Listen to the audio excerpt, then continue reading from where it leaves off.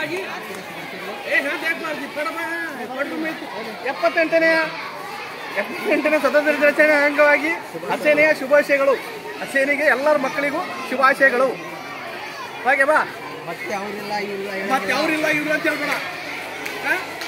ಎಲ್ಲ ಮಕ್ಕಳಿದ್ದಾರೆ, ಊಟಕ್ಕೆ ಹಾಕ್ತಾರೆ, ಊಟ ಮಾಡ್ಕೊಂಡು ಎಲ್ಲರೂ ಹೋಗಿ.